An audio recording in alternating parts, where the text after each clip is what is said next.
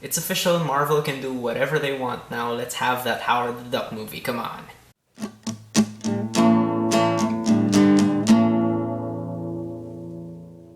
Ant-Man is directed by Peyton Reed, written by Edgar Wright, Joe Cornish, Adam McKay, and Paul Rudd, and stars Paul Rudd, Michael Douglas, Evangeline Lilly, and Corey Stoll. And in Ant-Man, a petty thief, Scott Lang, played by Paul Rudd, is approached by this genius inventor, Hank Pym, played by Michael Douglas, and Hank asks Scott if he is willing to be the next Ant-Man so he can infiltrate Hank's old company and steal back some secrets that are now being used for military purposes. And of course, everyone knows that Ant-Man had a lot of production problems going in, and in fact, I've never really heard so many people so sure that a movie would fail, and I myself was really nervous about this movie, but after watching it, I will say that it's not a great movie, I think. I think it's kind of overrated the way people are talking about it, but I do think it's such a fun time, and it's really like just a solid entry to the MCU.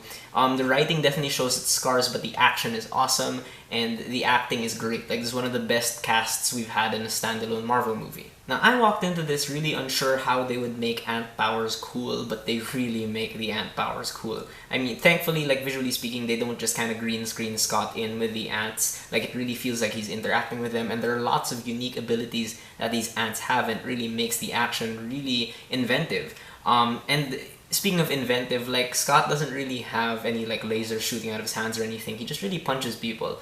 But you know, the way they show him like repeatedly shrinking and growing so he can gain momentum before punching someone, or like jumping across the room as a tiny version of himself. It's just some of the coolest action Marvel's ever done. It's so inventive, like I said, and they really show that fighting as like as a tiny person can really be dangerous, because like everything around you suddenly becomes way more dangerous. But it's really cool, it looks really fun, I want to try it. And what's cool too is that the production design actually feels a lot simpler than in a lot of the other Marvel movies, but for me it works because it reflects the contained nature of the story here. In a way it feels more punk. Like, if the other Avengers are, you know, have all this shiny tech, here in Ant-Man it really just feels like they're working with what they have, and you know, the vulnerability is a lot higher there. And the editors here, Dan Lebenthal and Colby Parker Jr., cut together the action very well. It's very easy to follow, but there's lots of comedic timing as well thanks to the editing, and lots of moments of tension as well, surprisingly. And there are certain sequences that are edited in such a way that it's clear that they're trying to pay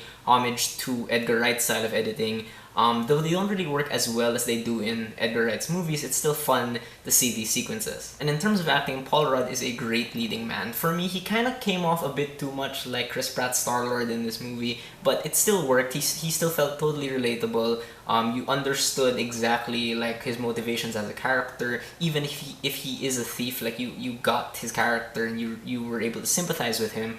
Michael Douglas and Evangeline Lilly definitely for me have the most interesting characters, and they're actually the ones who kind of complicate the movie's emotional core here. And you know, it really just feels like they have a real emotional relationship with each other, and they really don't phone it in, especially Michael Douglas. He really commits to this performance. Michael Pena, T.I., and David Dastmalchian are, they play like these characters who are also Scott's friends, and they're like thieves as well, and they're hilarious in their supporting roles. They're just so funny, especially Michael Pena, who almost steals the show with a couple of scenes that are so laugh out loud hilarious. They were so fun to watch. And one Avenger makes a cameo in this movie, I won't say who, but he plays this role extremely well. And the director here, Peyton Reed, manages to strike this great tone that's so lighthearted and so energetic and so funny, but it still takes his subject matter seriously, and he really came to play with his action. A lot of people doubted him because he just kind of directed comedies in the past, but he really came to play. He's very inventive with his directing. But like I said, I don't think that Ant-Man is a great movie. There are a few issues that I have with it. For one, there are moments when the comedy doesn't really hit. Like, the comedy is kind of hit or miss for me, especially when you can tell that they're trying to pull off an Edgar Wright. Like, sometimes it just does not work the same way. And the writing has definitely been through a lot, and I think it does show, because there are lots of moments where I feel like the character relationships really feel like there's a lot missing from them. Like, Scott's relationship with his daughter and his ex-wife, played by Judy Greer, it really just feels like something is lacking, you know, like it feels very like cardboard cut out, you know, this is my background as a broken family man.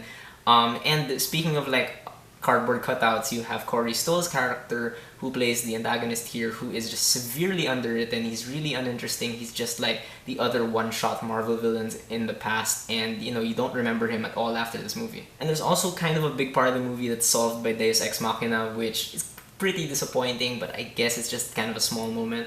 In the end, I would still say that Ant-Man is a pretty good movie. It's not great for me by any means, but it's one of Marvel's most fun movies they've had, one of their most watchable movies in my opinion. It's still totally solid, it's still super fun, and I can't wait to see Ant-Man in the other movies. Alright, so those are my thoughts on Ant-Man. Have you guys seen it? What do you think about it? Did you love it? Did you hate it? Whatever you thought, whether you agree with me or not, please leave me a comment. Let's have a conversation.